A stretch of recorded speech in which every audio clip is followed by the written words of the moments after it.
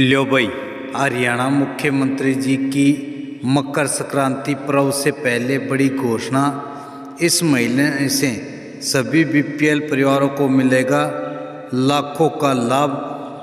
नायब सिंह सैनी जी की 3 बड़ी घोषणाएं। सबसे बड़ी अपडेट 14 जनवरी 2026 की। तो सारे बहन और भाइया ने, काके ताऊ ताइया ने, मर्द वीर और लुगैया ने आपके अपने राज्य की हाथ जोड़कर राम राम। साथियों, आओ जान लो मुख्यमंत्री जी ने लाइव आकर सारे प्रदेश वासियों के लिए क्या कर दी हैं बड़ी घोषणाएं, जो कि इस प्रकार से हैं। आज इस बैठक में बहुत महत्वपूर्ण सुझाव आपके आए हैं। मुझे खुशी है कि आज इस बैठक में आप सबके बीच उपस्थित होकर के मुझे भी हर्ष हो रहा है। आज का संगम विशेष है। विशेष इसलिए है क्योंकि एक तरफ यहाँ ज्ञान की शक्ति बैठी है और दूसरी तरफ महिला शक्ति बैठी है।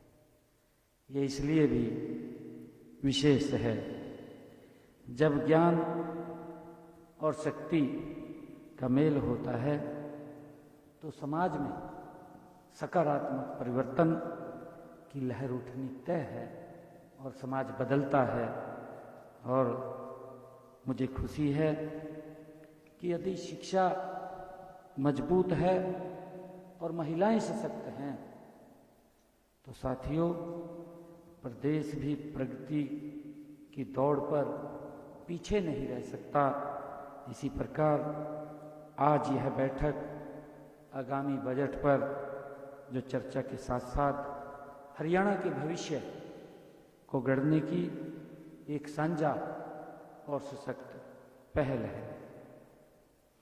साथियों, मुझे खुशी है क्योंकि देश के यशस्वी प्रधानमंत्री आदरणीय नरेंद्र मोदी जी ने एक संकल्प लिया है। उनका संकल्प है विकसित भारत 2047। उनका सपना है, उनका संकल्प है कि भारत दुनिया का एक ब्राइट स्पॉट बने, चमकता हुआ सितारा ये भारत दुनिया का बने। और उसको लेकर के देश के यशस्वी प्रधानमंत्री आदरणीय नरेंद्र मोदी जी गति से काम कर रहे हैं। हम ये भी देख रहे हैं कि आज़ादी के बाद बहुत थोड़े समय में कितनी गति से भारत बदला है। ये आज हम सब की आंखों के सामने है, जिसकी चर्चा देश के 140 करोड़ लोग वो देख करके करते हैं कि भारत बदल रहा है।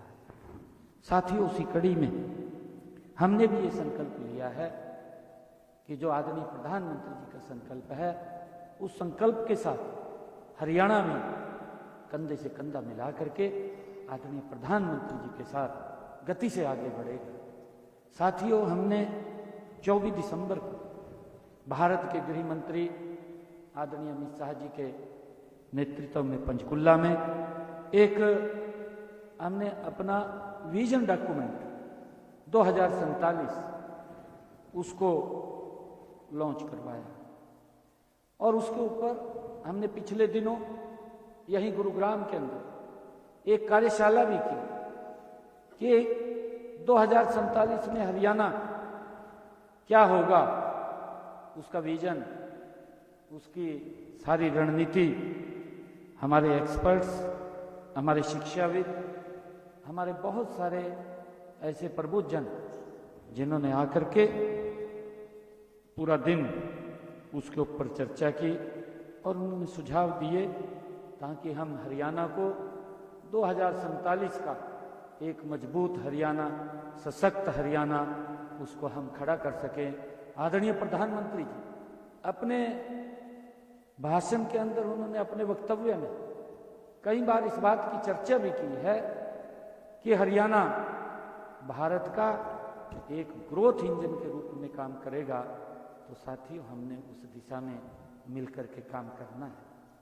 आज जो ये पूर्व बजट परामर्श के बीच में हम एकत्र आए हैं और ये लगातार हर वर्ष हम प्रदेश के लोगों से, अलग अलग वर्ग, अलग अलग सेक्टर के लोगों से मिलकर के हम उनसे सुझाव आमंत्रित करते हैं। बड़े महत्वपूर्ण सुझाव उनके आते हैं और उसका लाभ प्रदेश के जन को मिलता है। और सरकार की जो सोच है कि ये बजट सरकार का नहीं, ये बजट ये जनता का होना चाहिए। साथियों हम देखते थे कि लोग इस बात की चर्चा करते थे कि सरकार ने अब ये बजट पेश किया, परंतु अब प्रदेश के लोगों को लगता है कि ये बजट सरकार का नहीं, ये बजट हमारा है। और यही सुशासन है। जब प्रदेश का जन, देश का जन एक बात बोले कि सरकार मेरी है, जब उसको ये लगने लगता है कि सरकार मेरी है, तो यही सुशासन है। और सुशासन की इसी गति के ऊपर हम काम कर रहे हैं। मुझे खुशी है कि शिक्षा भी समाज की आत्मा होती है। हम सब जानते हैं कि यह वह नींव है जिस पर आने वाली पीढ़ियों का चरित्र, कौशल, आत्मविश्वास और राष्ट्र निर्माण की चेतना खड़ी होती है। साथियों हम सभी भली भांति जानते हैं कि जैसी शिक्षा होगी वैसा ही भविष्य बनेगा। हम सब इस बात को जानते हैं। हरियाणा का उज्जवल भविष्य, आत्मनिर्भर और विकसित भविष्य गुणवत्तापूर्ण शिक्षा से ही ये संभव है।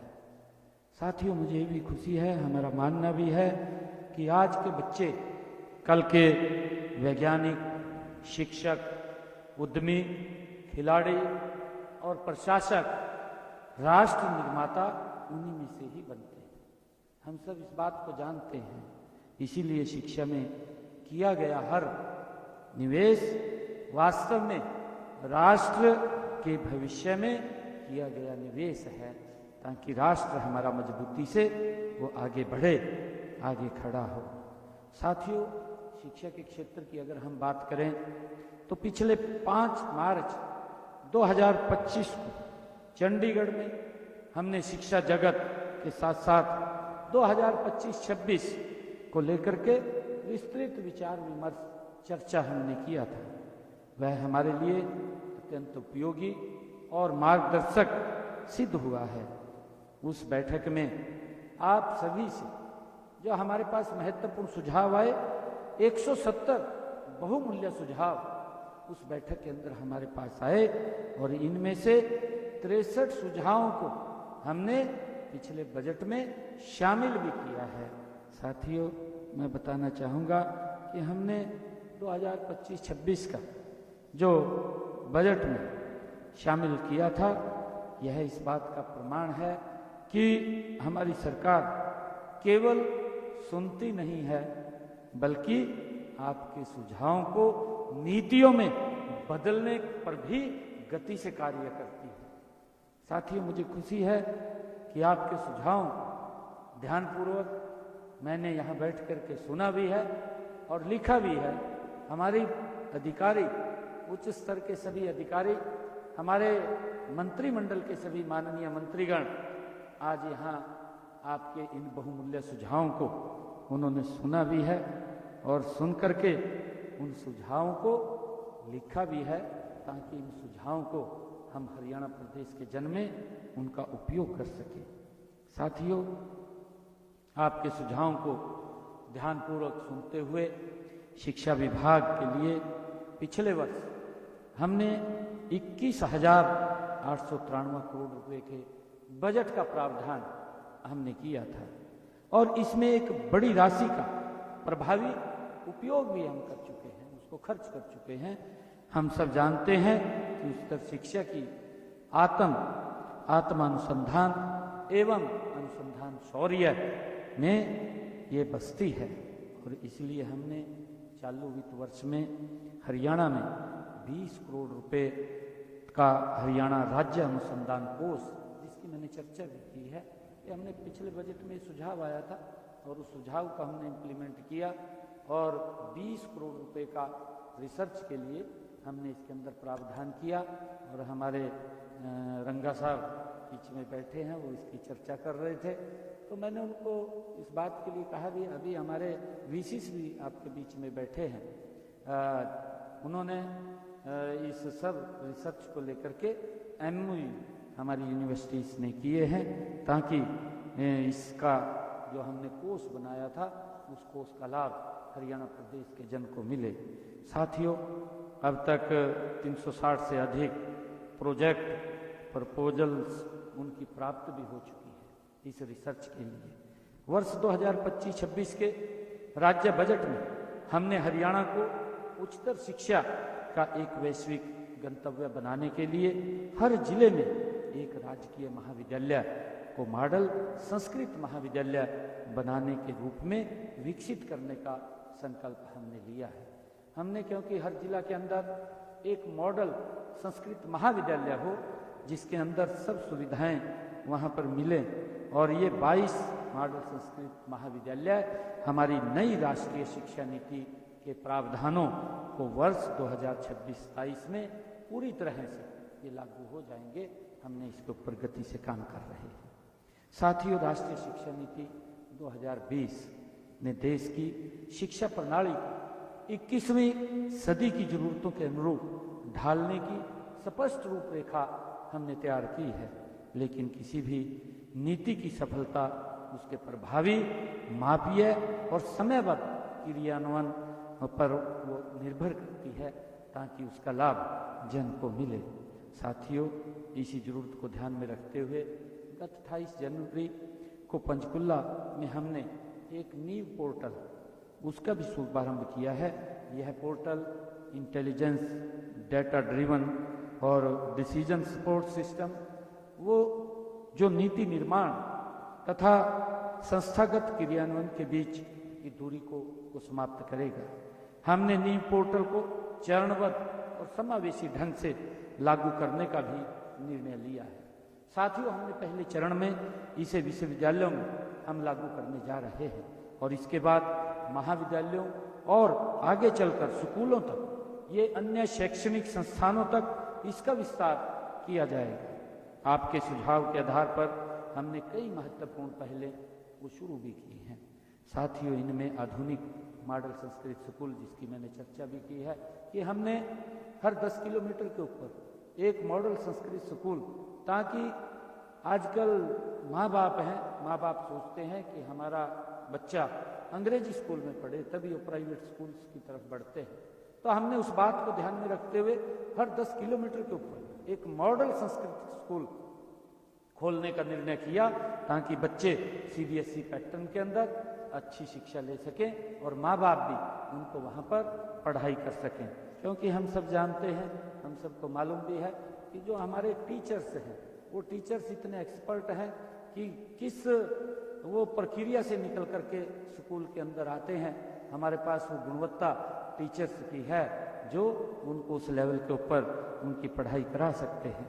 साथियों, आपके सुझावों पर हमने जैसा कई विषयों को हमने शुरू किया है, इनमें जैसे दोहरी पाली में स्कूल संचालन जो डबल पैरी के हैं, हमने पिछले बजट के अंदर इस बात की घोषणा की थी कि सिंगल पारी में स्कूल होना चाहिए और वहाँ पर देख करके कोई अन्य उसका एक्सटेंशन अलग से कोई स्कूल बने, उसके लिए हम काम कर रहे हैं।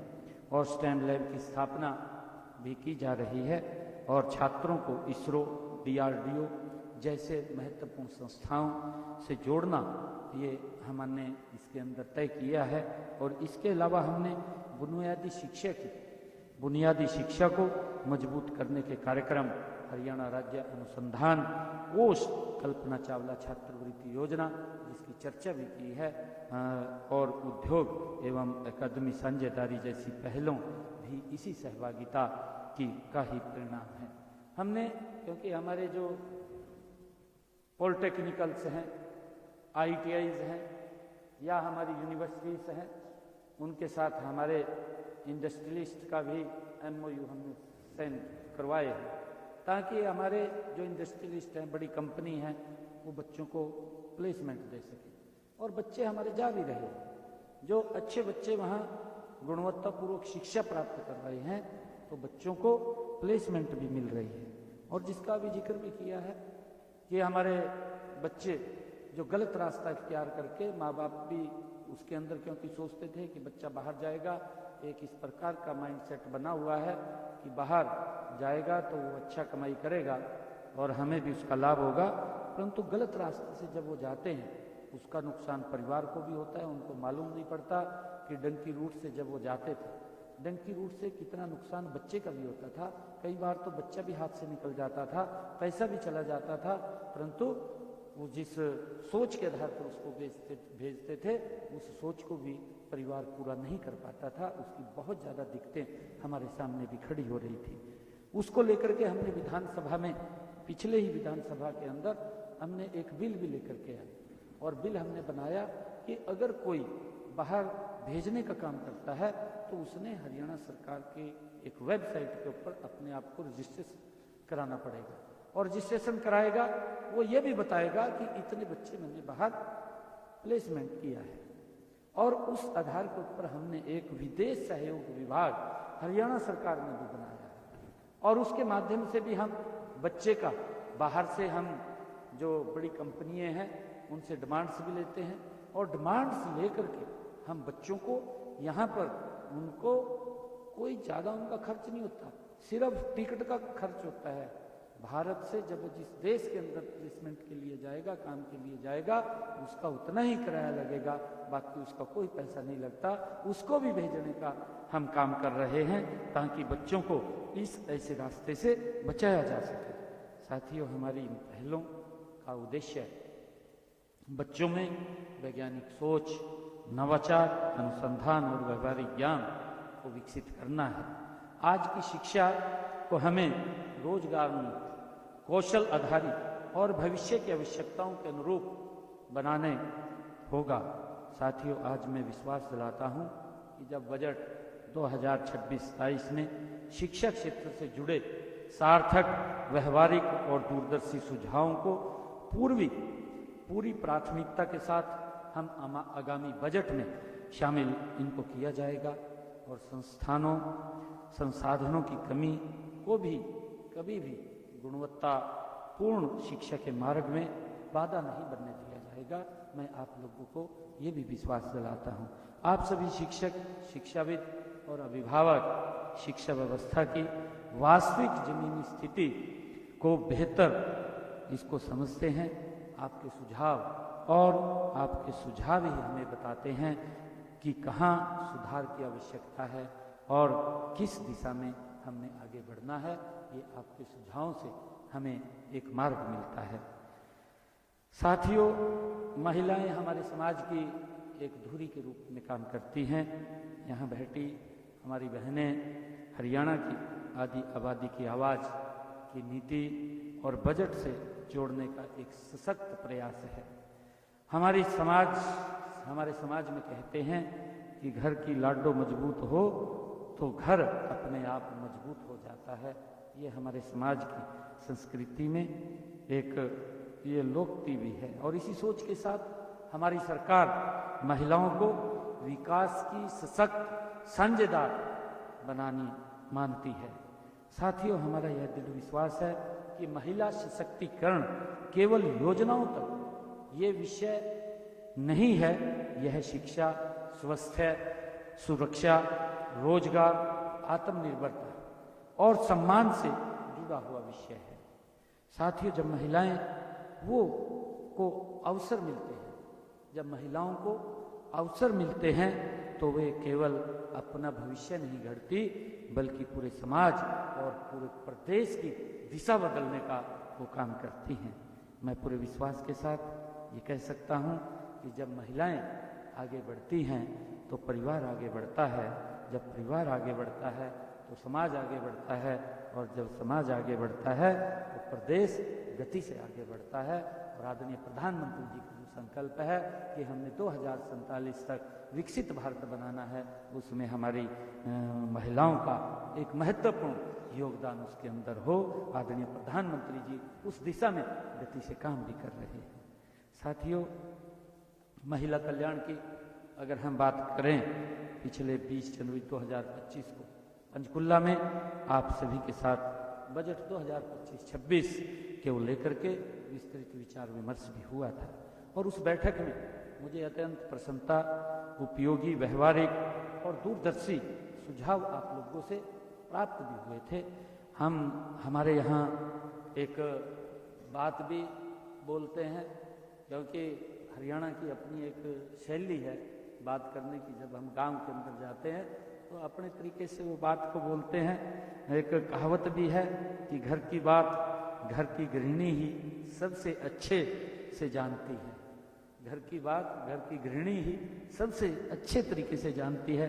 और इसी भावना को ध्यान में रखते हुए हमने पिछले वर्ष 85 सुझावों में से 39 सुझाव अपने बजट 2025-26 में वो शामिल किए थे, जो आप बहनों के द्वारा सुझाव आए थे।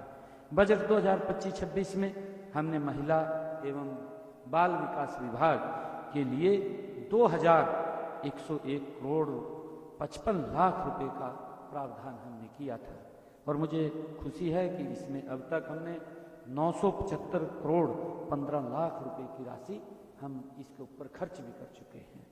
साथियों, महिला कल्याण और आपके आर्थिक सशक्तिकरण को नई दिशा देने के लिए हमने 25 सितंबर को लाडो लक्ष्मी योजना वो भी शुरू की है। हमने अपने बजट के अंदर जो बजट हमने संकल्प पत्र जो तय किया था, हमने 217 संकल्प उस संकल्प पत्र के अंदर लिए थे। और मुझे खुशी है कि सरकार इतनी गति से काम कर रही है कि 217 संकल्पों में से हमने 53 संकल्प पूरे कर दिए हैं। और जब ये फाइनेंशियल ईयर समाप्त होगा, इसमें 163 संकल्प और जुड़ जाएंगे। ये हमारे लिए बड़ी खुशी की बात है कि हम जो बात बोलते हैं उस बात को धरातल पर उतारने का काम हमारी पूरी सरकार मनोयोग से काम करते हुए वो जन के हित में उसको काम करती है। साथियों, और इसी प्रकार हमने किशोरी योजना को प्रदेश के सभी जिलों में भी उसको लागू किया है, ताकि हमारी बेटियां स्वस्थ, पोषण और शिक्षा के क्षेत्र में मजबूत बन सके। साथियों, महिलाओं की शिक्षा और सुरक्षित आवास की आवश्यकता को हमने ध्यान में रखते हुए प्रदेश में 6 जिलों में महिला छात्रावासों का निर्माण भी किया गया है। वहीं पर हम महिला स्वयं सहायता समूह की आर्थिक रूप से सशक्त बनाने के लिए हमारी सरकार प्रतिबद्ध है। साथियों, इसी उद्देश्य से हमने सरकारी संस्थानों में चल रही कैंटीनों का 1/3 टेंडर हमने इन सेल्फ हेल्प ग्रुप की महिला बहनों को देने का काम हमने किया है। और इसके अतिरिक्त प्रदेश के 2000 आंगनवाड़ी केंद्रों को समक्ष आंगनवाड़ी सक्षम आंगनवाड़ी केंद्रों के रूप में बदला जा रहा है। और इससे माताओं और बच्चों को बेहतर पोषण, स्वास्थ्य और देखभाल की सुविधाएं भी वहां मिलती हैं। मैं ये कहना चाहूँगा कि इन सभी उपलब्धियों में आप सभी के अनुभव, सुझाव और सहभागिता की अहम भूमिका रही है। साथियों, पिछले बजट की सफलता आपके सार्थक परामर्श का ही ये परिणाम है। मैं इसी विश्वास के साथ आप सभी के बीच इतनी देर तक यहाँ बैठा रहा हूँ, क्योंकि आप लोगों ने इंतज़ार भी किया है। और आज क्योंकि कई कार्यक्रम थे, हमें पहले तो अलग अलग ये 2 कार्यक्रम हमने रखे थे, परंतु फिर समय के अभाव के कारण मैंने कहा कि इसको क्लब कर दिया जाए, एक ही कार्यक्रम कर दिया जाए, क्योंकि कई कार्यक्रम आज यहीं गुरुग्राम में सुबह 9 बजे से चल रहे हैं। हर घंटे में एक अलग कार्यक्रम था। और फिर भी मैं टाइम को बड़ा कवर किया है कि आधा घंटा लेट आपके बीच में पहुंचाऊं। उसके लिए हम क्षमा प्रार्थी भी हैं कि आपने आधा घंटा इंतजार करना पड़ा, परंतु आपके बहुमूल्य सुझाव हमारे पास आए हैं। और इस बार आपके सुझावों की जो गुणवत्ता है, व्यवहारिकता है और दूरदर्शिता है, वो पिछले वर्ष से और अच्छी होगी, बेहतर होगी, जिसका लाभ हमें मिलेगा। मैंने आप सभी के विचारों को ध्यानपूर्वक सुना भी है। जैसा मैंने कहा है कि हमारी पूरी टीम, जो हमारे मंत्रीगण हैं, हमारे अधिकारीगण हैं, वो सब आपकी एक एक बात को सुना भी है, उसको नोट भी किया है। मैं आपको विश्वास दिलाता हूँ कि शिक्षा और महिलाओं से जुड़े विभिन्न क्षेत्रों के विकास के लिए बजट प्रावधानों में कोई कमी नहीं आने दी जाएगी। उसके लिए हम खुल करके इन बजट को देने का काम करेंगे। मैं केवल आपसे ये अनुरोध भी करना चाहूँगा कि आने वाले अगले 8-10 दिन के अंदर, जैसा अभी मंच से भी बोला गया है कि आपके टेबल के ऊपर एक QR कोड जो हमने AI बेस्ड जो चैट बॉक्स वो लॉन्च किया है, उस चैट बॉक्स के ऊपर आप अपने महत्वपूर्ण सुझाव उसको जरूर शेयर करिएगा। और अगर आप अलग से कहीं चर्चा करते हैं, कहीं सोसाइटीज़ के अंदर बैठ करके आप बातचीत करते हैं, वहाँ से कोई अच्छे सुझाव निकल करके आते हैं, मेरा आग्रह आप लोगों से है कि आप उन सुझावों को भी इसके अंदर जरूर शेयर कीजिएगा, ताकि हरियाणा के लोगों को इसका लाभ मिल सके। और साथियों, मैं आपको एक बात और कहना चाहता हूँ कि जब आप विधानसभा बजट 2026-27 जब, क्योंकि मैं वित्त मंत्री भी हूँ और वित्त मंत्री के नाते बजट मुझे प्रस्तुत करना होता है, जब मैं बजट प्रस्तुत करूँगा तो आप इसको अवश्य देखें। मेरा ये आग्रह है, जिस दिन बजट हम प्रस्तुत करें उसको आप अवश्य देखें। आपको ये लगेगा, आप ये महसूस करेंगे कि हमने जो सुझाव दिए थे वो सुझाव इसके अंदर शामिल हुए हैं।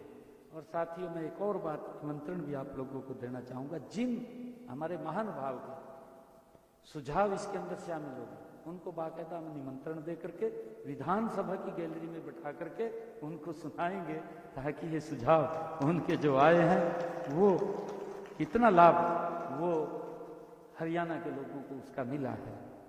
साथियों, मैं ये भी कहना चाहता हूँ कि आप सभी इस बात के साक्षी बन सकें कि हमने जो बात कही थी, जो वायदा किया था, हमने उसको पूरा किया है।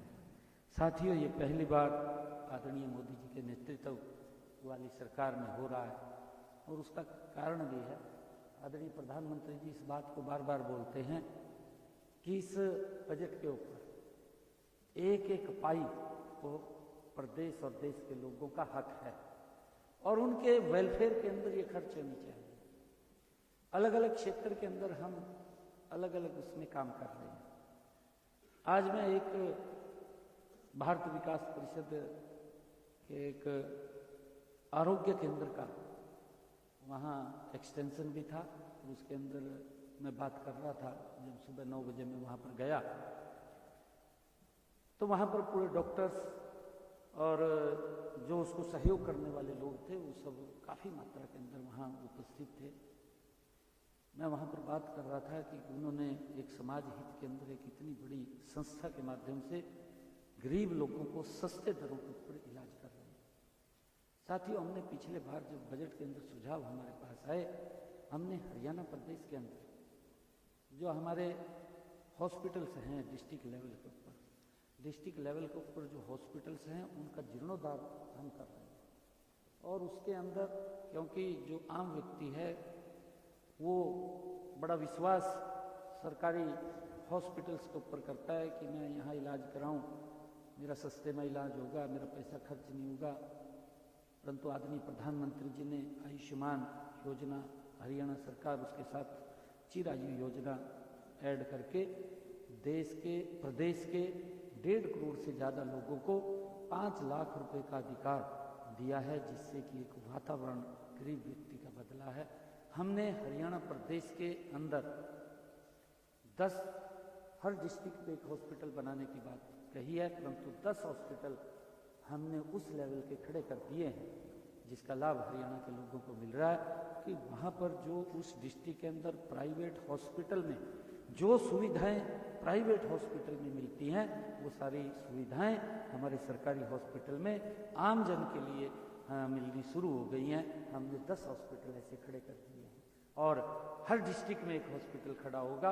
आने वाले समय के अंदर उनके ऊपर काम चल रहा है, 12 और हॉस्पिटल ऐसे खड़े हो जाएंगे।